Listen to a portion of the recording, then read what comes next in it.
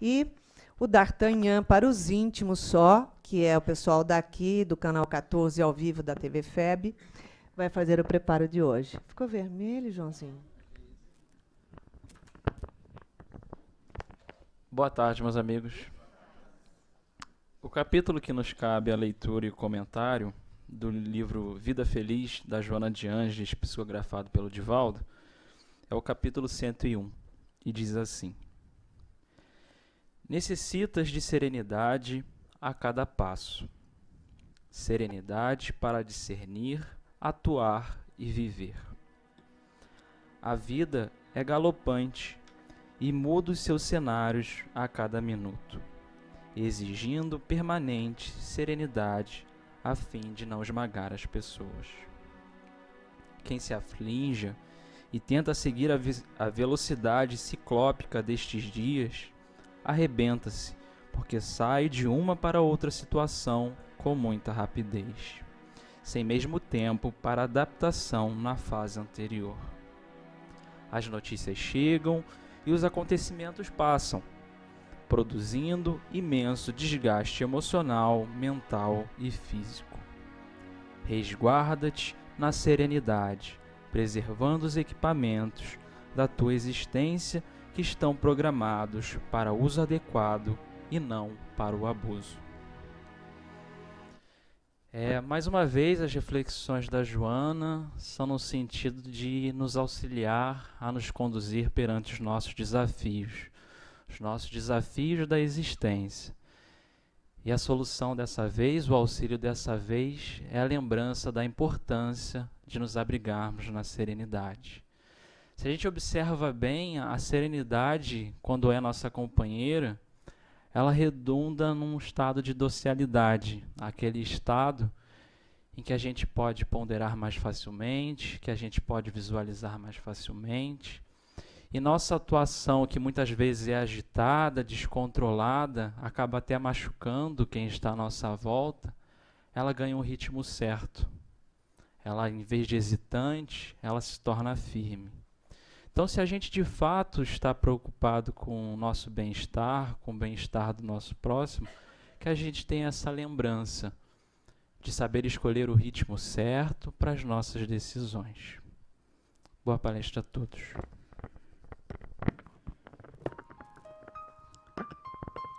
Jesus querido, amoroso mestre, amigo, que nos acolhe carinhosamente na tarde de hoje, abençoando-nos. Pedimos a Ti, a Joana de Ângeles, nossa mentora, que com o seu carinho e a sua inspiração envolva nossa amiga querida Luzia Matias nos estudos que ela preparou para juntos compreendermos os ensinamentos da nossa mentora. Graças a Deus.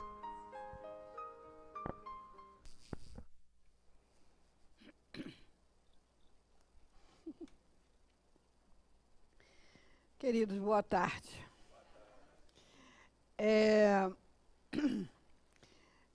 A Joana de Ângeles é a nossa grande terapeuta.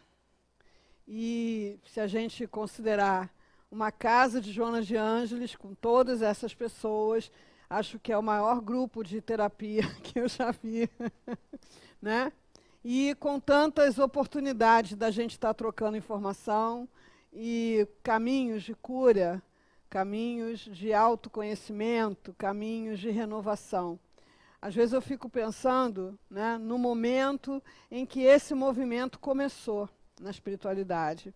Esse movimento de trazer a psicologia à luz da doutrina espírita. Então a gente teve na construção do movimento espírita etapas bem demarcadas. Aquela etapa de trazer a codificação, quer dizer, aquela etapa de trazer a base, o que é doutrina espírita. Nós precisamos conhecer, né? Saber o que é doutrina espírita. Depois nós tivemos uma fase, no Brasil principalmente, de revelação, que veio trazer a complementação daquilo que os espíritos não falaram na codificação. Então, tudo bem, existe uma vida espiritual, mas como é que é isso? Não existe a morte. Nós desencarnamos e nos tornamos espíritos desencarnados. Mas como é que é isso? Como é que isso acontece? A reencarnação obedece à lei de causa e efeito. Mas como é que isso se processa?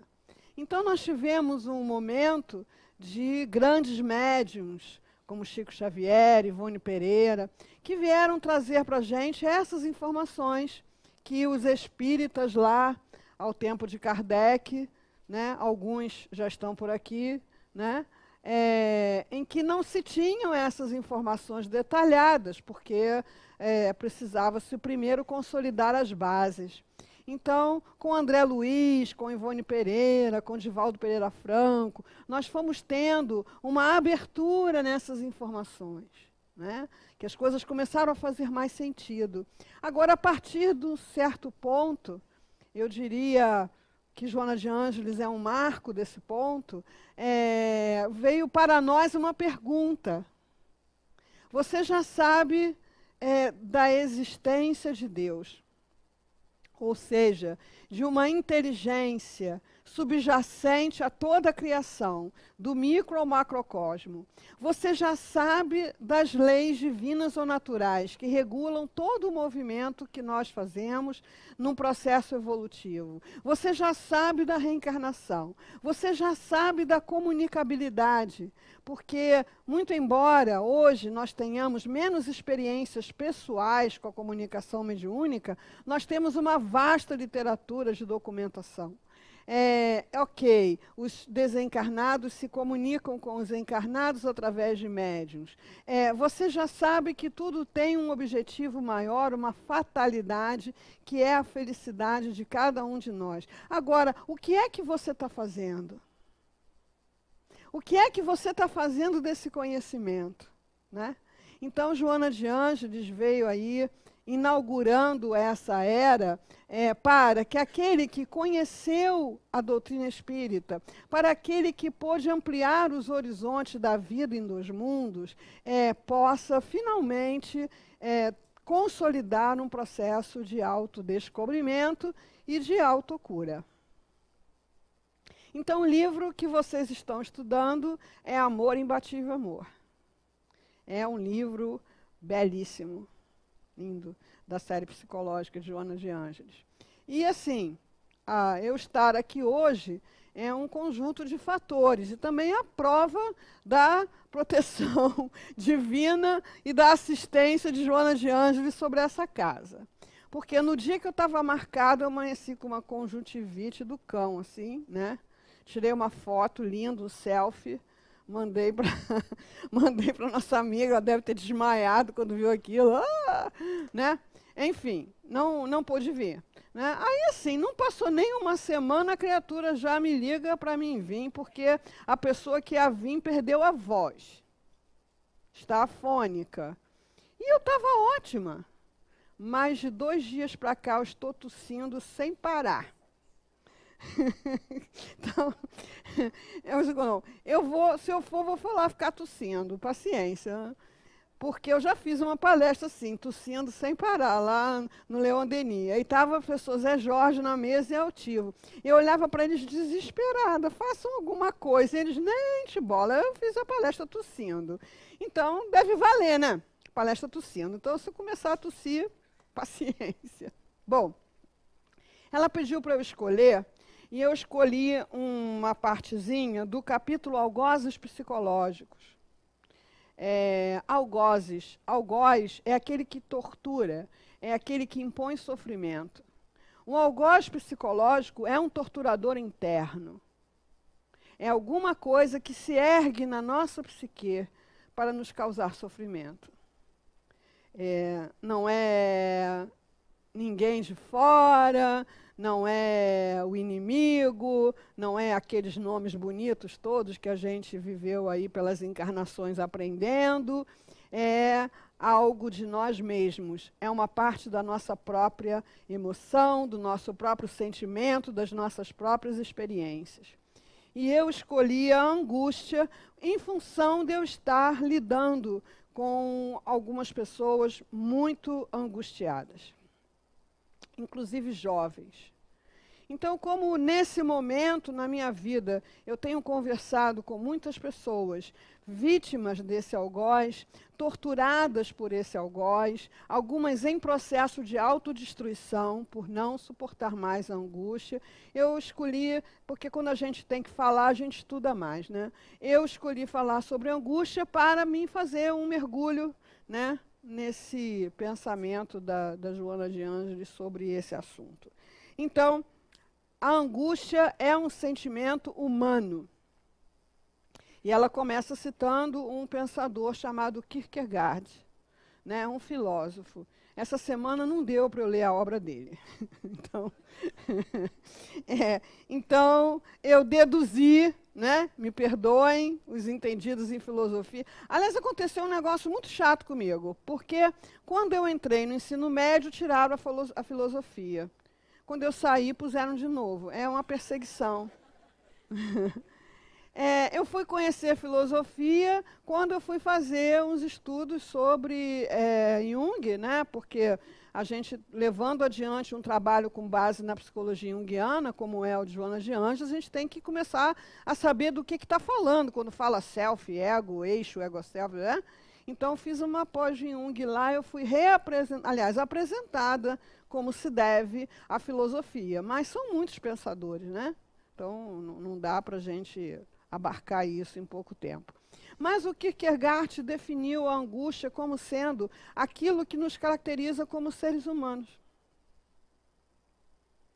Porque o animal não tem angústia, né? É uma etapa do desenvolvimento anterior. Não é que não sofre, sofre quando tem motivo. Né?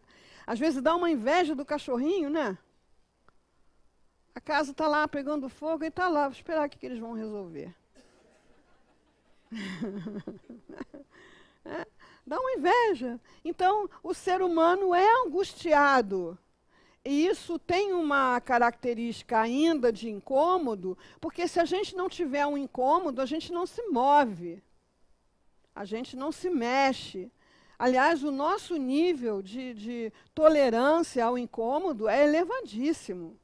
Uma coisa para nos empurrar, nos deslocar, nos tirar daquilo que os psicólogos chamam de zona de conforto, precisa ser uma coisa com uma força importante, significativa, senão a gente vai se adaptando.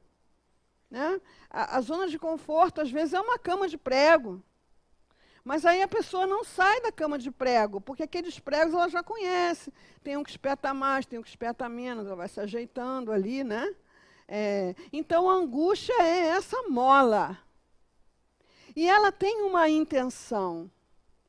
Por que ela tem uma intenção? Porque ela é uma emoção.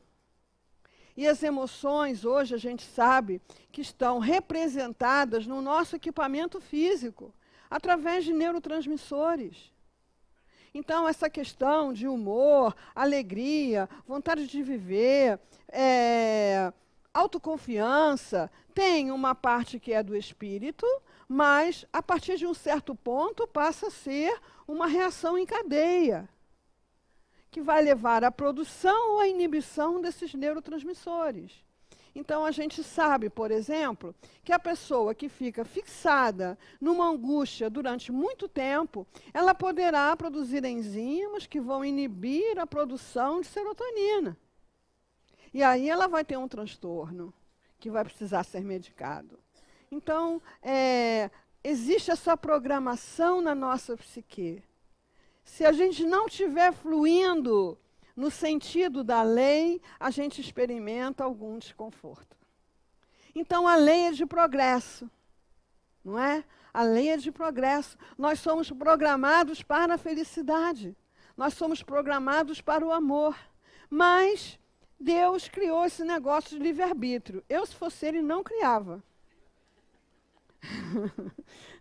Porque, não é? Mas a gente fala isso de brincadeira, mas como nós somos centelhas divinas, o senso de justiça que há em nós percebe claramente que é assim que tem que ser.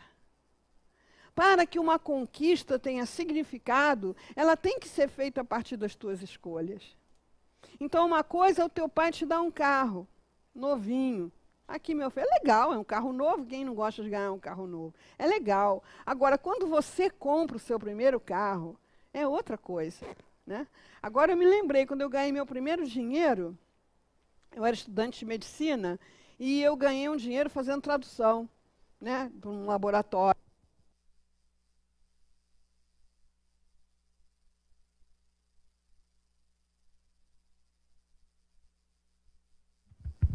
Alô, aqui. Ah, tá bom agora? Tá mais ou menos, não? Eu fui lá no laboratório, entreguei minha tradução, aí, passa no caixa, eu saí com um cheque, assim, na Cinelândia, sabe, dando pulinho, assim. O primeiro dinheiro que eu ganhei, né, que era muito menos do que o meu pai costumava me dar, mas aquele eu ganhei. Então, no fundo da nossa alma, a gente tem esse senso de justiça, né, que diz que tem que ser assim mesmo, a gente tem que escolher. Então, a angústia tem uma intenção. Qual é a intenção da angústia? Nos colocar na procura de um objetivo existencial. Então, quando eu fico angustiado, incomodado, a angústia é um incômodo que se caracteriza por uma... É mais do que tristeza, né? É uma coisa que você se encolhe em torno dela, né? Quando ela está ali, presente, na tua emoção, às vezes você já acorda com aquilo, às vezes você está muito bem aí, andando para lá e para cá, de repente vem aquele incômodo a partir de uma coisa que você viu ou ouviu, uma notícia, enfim. É para te lançar na procura de um objetivo existencial.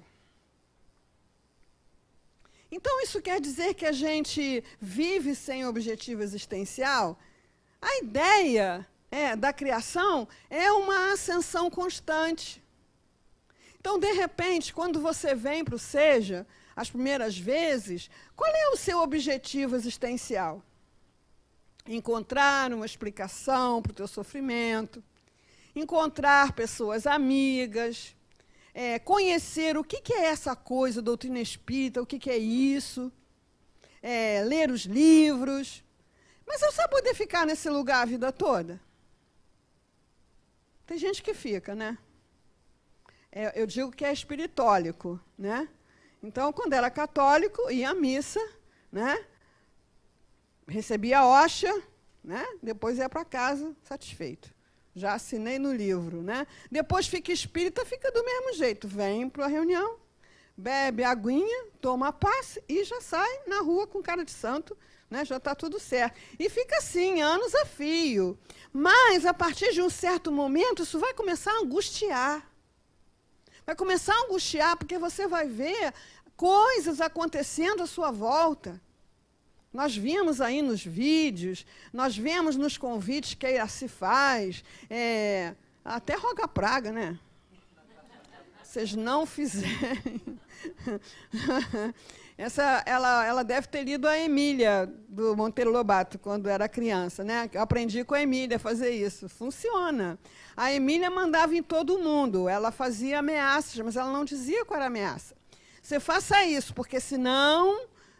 Aí, um dia, Narizinho perguntou para ela, senão o quê? Senão nada.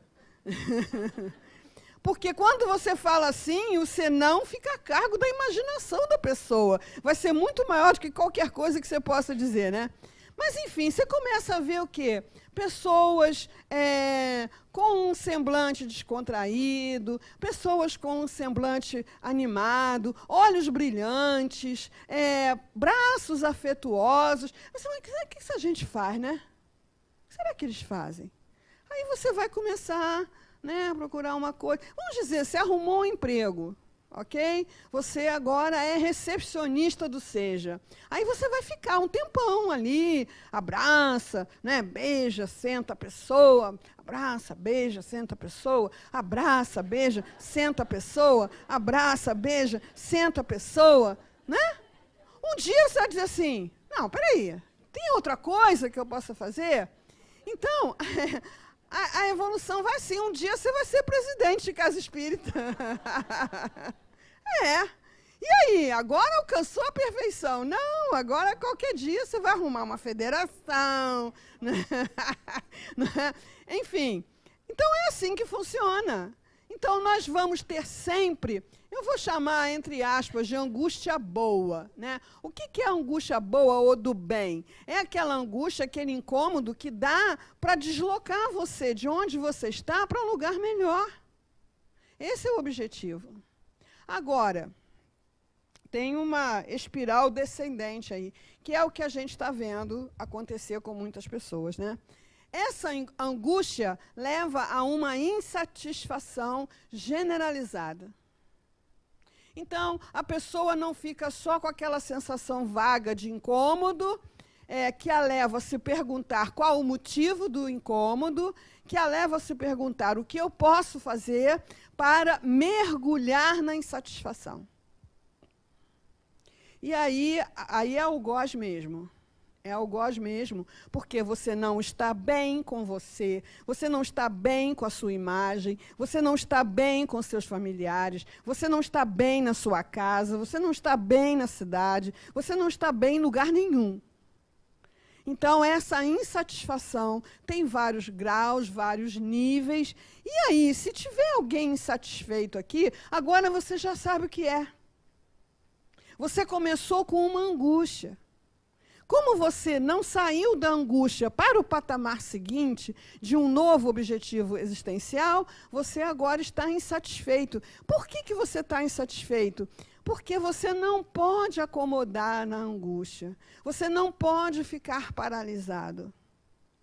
A criação é uma coisa tão dinâmica, quanto mais a gente vai estudando e vai tendo uns vislumbres do que a ciência hoje conhece sobre a matéria, que não é matéria, que é energia, que não se sabe direito o que é feita de átomos, de partículas, de supercordas, sabe? Você vai ficando maluco assim, você vai vendo todo esse dinamismo que existe na criação. Então, porque nós temos livre-arbítrio, nós podemos dizer assim, olha, está muito ruim, eu estou angustiado, não estou satisfeito com nada do que eu estou vendo, e aí, vai fazer alguma coisa? Não, não tem jeito. Então, nós podemos, porque temos livre-arbítrio, ficar presos, fixados na insatisfação. Então, quem trabalha em terapia, às vezes acontece uma coisa, né, curiosa. Entra uma mãe e ela está angustiada, ela está insatisfeita, muito insatisfeita. Por quê? Porque o filho, ou porque o marido, ou porque os dois, ou porque o filho e o marido, uma hora é o filho, outra hora é o marido, e as sessões vão se sucedendo e a pessoa vai mergulhando naquela insatisfação. Demora um tempão para a pessoa descobrir que ela está em terapia para falar dela. É o marido, é o filho, é o marido, é o filho e o marido, o filho e o marido. Aí depois você atende um jovem, adivinha qual é o problema? A mãe, ou o pai, ou a mãe e o pai. Às vezes a mãe, às vezes o pai, às vezes os dois, né? Então, é assim, não é o papel que você exerce na família que te dá mais ou menos sofrimento, é como você vivencia seu papel na família. Porque cada pessoa na família tem um papel. Agora, se o angustiado não está em busca de um objetivo existencial, ele nunca vai se fazer essa pergunta. Bom, o meu pai é assim, a minha mãe é assim, o meu irmão é assado. Qual é meu papel nessa família? Qual é a minha contribuição para essa família? Qual é a minha dádiva para essa família?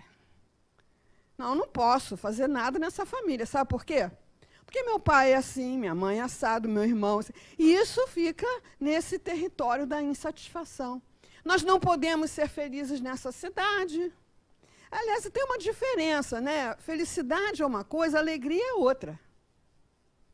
Alegria não é permanente. A alegria depende de você estar vivendo momentos alegres. Agora, felicidade é um bem-estar que te ajuda, inclusive, a atravessar os momentos de tristeza. Ela dá ali uma sustentação, ela dá ali uma base para a psique. né? Então, como todos os distúrbios da emoção passam por um estágio inicial em que as coisas são mais fáceis de resolver, mais fáceis de enxergar antes que se tornem alterações neuroendócrinas, você se perguntar assim, estou reclamando muito? Que quem reclama está insatisfeito, né? Estou reclamando muito? Estou reclamando muito da família? Estou reclamando muito do país? Um dia eu estava fazendo uma palestra, né, e essa coisa do Brasil está tão em evidência na nossa vivência atual, né, questão política, tudo isso que a Iraci falou, né, me ocorreu assim, olha só, ela falou, a gente não está aqui por acaso e a gente não caiu do bico da cegonha, né? Ela não estava passando por aqui rumo à Suíça e a gente caiu, né, da fraldinha. Não, reclama do país, reclama das pessoas, são mal educadas, reclama dos outros no trânsito, reclama do funcionário público, reclama do médico, reclama de todo mundo, reclama. Isso é insatisfação. Isso está sendo a sua resposta para a angústia. Então, o que eu faço? Acabo com a angústia? Não tem como acabar. Não tem como acabar. Tem como direcionar corretamente essa angústia para a busca de um objetivo existencial. A insatisfação se prolongando ou se intensificando, ela pode descambar num desinteresse doentio. Então, o que é um desinteresse doentio? Né? Então, depois de eu reclamar muito, eu chego num lugar que eu não reclamo de mais nada. A angústia me toma, me possui, eu já reclamei tanto e nada mudou. Por quê? Porque reclamar não adianta, reclamar é gasto inútil de energia, então eu arreio os pneus. Arreio. Olha... esse prédio vai desabar. Tá, vai indo na frente. Depois eu vou. Né? Olha, está acontecendo isso. Não é? Você vem numa casa como seja, assiste aí aos vídeos, a Iraci fala, olha, nós precisamos de tantas bolsas de alimentos. Essa conversa não é comigo. Você tem a sensação de que essa conversa não é com você? Tem uma péssima notícia. É com todos nós, né? É com todos nós. Então, por que eu escuto isso, entra por um ouvido e sai pelo outro? Escuto ela falar, né, das necessidades da casa, eu mesmo sei de muitas necessidades que estão esperando pela minha participação em tantos lugares, eu mesmo sei do muito que eu posso fazer, mas não estou interessado. Então, angústia, insatisfação, nós podemos medir o quanto nós estamos insatisfeitos e o quanto nós estamos desmotivados, desinteressados. Passando pela vida, assim, tipo zumbi. Né? Eu gosto da palavra desanimado, né? Sem alma. Até no nosso evangelho tem essa palavra, né? Os bons são mornos. Morno. Não é quente nem frio, é morno. Né? Então, eu estou assim. Estou assim. Se eu estou assim, não quero mais saber, sabe? Se filho chegou na hora, chegou depois, se estudou, se não estudou, se marido está bem, se não está, se mulher está interessada, se não está, se a casa, se o pai... Estou desinteressado. Isso começou na angústia e se aprofundou. E é um algoz da psique. Por quê? Porque, embora possa parecer que a pessoa que está mergulhada em desinteresse não sofre, ela está em profundo sofrimento. E um sofrimento muito mais atroz do que o da angústia e o da insatisfação. É quase que um suicídio indireto. E isso tudo leva a graves transtornos psicológicos. a gente hoje convive com uma série de diagnósticos que, no tempo que eu me formei em medicina, não existiam, né? Transtorno de ansiedade generalizada, síndrome de pânico ou transtorno de pânico, transtorno de ansiedade generalizada, bipolaridade, que são estágios que antecedem a psicose. Quer dizer, a ruptura mais evidente da estrutura da psique. E se você pensar, tudo isso começou como? Começou como angústia. E essa angústia, ao invés de encontrar o seu caminho natural, que é, deixa eu ver o que eu posso fazer, e aí você ir ao encontro de aprendizados novos, de experiências novas, de oportunidades novas, você ali permanece com ideias mais ou menos fixas. Então, as ideias mais ou menos fixas são o alarme. São o alarme que a gente deve ouvir. Então, como é que eu vou saber se eu estou com ideias mais ou menos fixas? Nós precisamos olhar para nós. Precisamos olhar para nós. Precisamos ver o que estamos pensando quando? O tempo todo, mas principalmente quando estivermos angustiados. Então, quando nós experimentarmos angústia, a gente já tem o hábito de atribuir a angústia ao que o familiar faz, diz, a situação dele, a como ele está, a preocupação com isso, com aquilo, mas não é. É interno.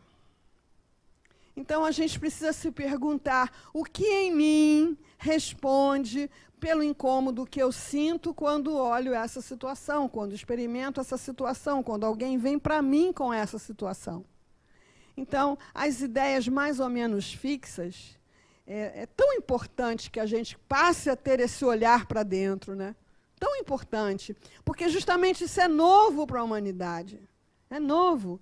Embora já estivesse lá no frontão do templo de Delfos, conhece-te a ti mesmo, e todo mundo falando isso, mas a gente ainda não caiu a ficha. O Agostinho, no Livro dos Espíritos, ele dá um roteiro, né, para psicólogo nenhum botar defeito. Faça-se perguntas. Não tenha medo de multiplicá-las. Faça-se perguntas. Perguntas para quem? Para você mesmo. Então, eu estou sofrendo por causa do que ele fez? Não. O que em mim responde pelo sofrimento que eu tenho quando ele faz isso? Encontrou essa resposta? Vem outras. Por que é que eu tenho essa sensibilidade a esse tipo de comportamento? O que em mim responde por isso? Então, o autodescobrimento vem sendo colocado para a humanidade há muito tempo, mas a gente ainda está engatinhando. Até mesmo hoje, no movimento espírita, com o advento da série psicológica de Joana de Ângeles, a gente ainda está preso, às vezes, a velhos hábitos, né? Então, essa ideia fixa, a ideia fixa não é pensar só numa coisa, é um hábito de pensamento, essa rigidez, essa fixação numa espécie de, numa maneira de ler a vida, ela vai acabar acometendo a nossa parte física da emoção, que são lá os neurotransmissores, que podem ser ou liberados ou inibidos. Então, se eu tiver uma inibição da liberação de serotonina prolongada, eu vou cair em depressão. E o que é que fez com que a produção da serotonina fosse inibida no meu sistema? As ideias de desânimo, de desistência, de mágoa, de ressentimento, de insatisfação, de tanto olhar para fora, aonde não há respostas. E pelo tempo em que eu deixei de conversar comigo. Eu vinha conversando no carro com a amiga que veio comigo hoje, e aí ela falou assim, poxa, quando eu era criança, porque eu era jovem, eu gostava de fazer uma porção de coisas, eu gostava de ajudar as pessoas da rua, eu gostava da... Depois eu fiquei um tempão sem fazer nada disso, e ainda por cima achando que não era para fazer. que as pessoas estavam em má situação porque não trabalhavam, eram preguiçosas, né? Agora eu estou retomando. Então, o que foi que aconteceu? Então, a gente abandona os nossos sonhos, abandona os nossos projetos, abandona o nosso modo de pensar, muitas vezes para se adequar aos sonhos, aos projetos, ao modo de pensar de outra pessoa. E aí vai perdendo contato, às vezes, com aquilo que a gente já tinha conquistado, né? E depois, para retomar, né? Mas é retomar ou retomar. Ou você retoma e conquista a sua saúde, ou você continua distanciado de você mesmo e não resolve. Então, essa fixação do pensamento, hoje, em outro estudo de Joana de Anjos, lá no Instituto de Cultura Espírita, do livro Vida, Desafios e Soluções, está no capítulo das obsessões. Então, esse pensamento fixo, esse pensamento aprisionado numa ideia única, ou numa forma única de entender, faz com que a gente entre no Face de uma porção de gente do mesmo jeito. Então, a gente mantendo aquele padrão fixo de ideias adoecidas, nós vamos estabelecendo cada vez mais sintonias adoecidas. Não precisa ser um perseguidor do passado, alguém que veio cobrar uma coisa do tempo da escravidão. Não, não. É uma simples sintonia por afinidade. Se a gente achar um celular e não tiver bloqueado, a gente pode saber qual é a do dono do celular, não pode? É só ver lá as conversas que ele tem no Zap. Por ali você já sabe qual é a da pessoa, né? Pelas sintonias que ela tem, pelas associações que ela faz, pela troca, pelo intercâmbio de ideias no qual ela se movimenta. Então, os transtornos mais graves, como a depressão, a bipolaridade, o transtorno de pânico, tudo isso tem origem, a princípio, num sentimento de angústia, que deveria empurrar a criatura para outros patamares, mas que ela escolheu se fixar em situações de insatisfação, de desinteresse doentio. Então, assim, a gente está diante de uma proposta de saúde. E uma proposta de saúde para nós. Eventualmente, quando a gente consegue uma mudança, uma transformação, a gente até provoca no outro um olhar de surpresa, ou um olhar interessado. O que ela está fazendo, né? Está assim, animado, né? Está assim, saudável, está assim, tranquilo. Uma pessoa tranquila, hoje em dia, chama muito atenção. Né? Até incomoda. Você não vai fazer nada? Não tem nada para fazer, né? Até pensam que a gente está doente. Você está com depressão. Né? Então, assim, você conseguindo processar essas mudanças que são na direção que o trabalho da psicologia espírita aponta, na direção da autotransformação. Quando você consegue se conhecer melhor, identificar suas questões, fazer mudanças em você mesmo, você começa a interagir de modo diferente nos vários sistemas nos quais você está inserido. Então, a gente está inserido num sistema familiar, está inserido num sistema de trabalho, num sistema na casa espírita. Então, ali, muitas vezes, nós participamos de falas que se repetem. Um diz uma coisa, o outro responde do mesmo jeito, aquilo acaba sempre da mesma maneira. Então, quando você começa a funcionar diferente, né? E a gente vai tendo mestres. Se a gente conseguir sair da insatisfação, da reclamação e do desinteresse, a gente começa a ver mestres entre pessoas comuns que convivem conosco há muito tempo, que a gente, de repente, nem presta atenção naquilo que elas fazem, né? Então, assim, nós tínhamos uma companheira lá no Leon Denis, que já deve ter feito esse aprendizado, já devia ter feito esse aprendizado quando eu cheguei na casa espírita, ainda sem saber coisa nenhuma, né? Era o aprendizado de não fale mal de ninguém, elogie. É possível isso? É? Desafiador? Já esteve numa sessão de terapia de família? E aí o terapeuta pergunta para o seu filho assim, qual a qualidade da sua mãe? Aí ele pensa.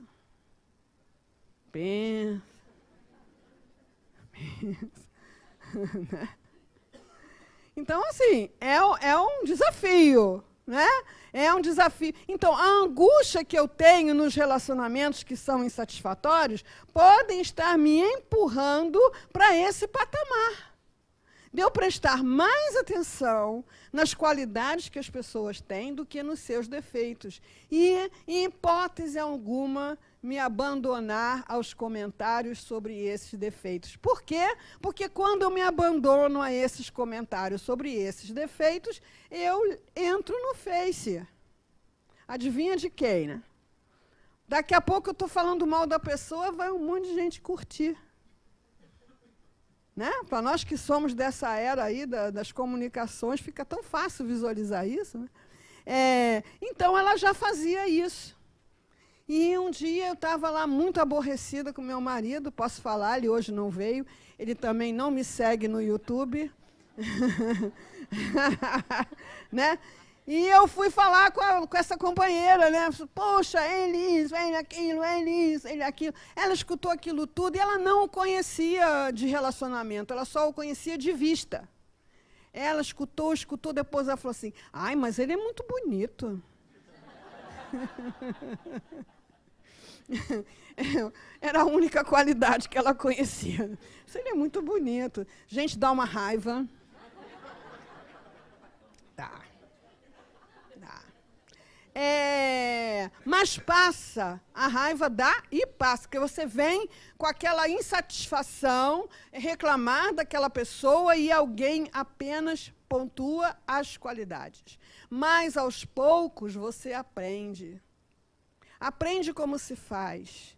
E aí eu comecei assim, não falava mal de mais ninguém para ela.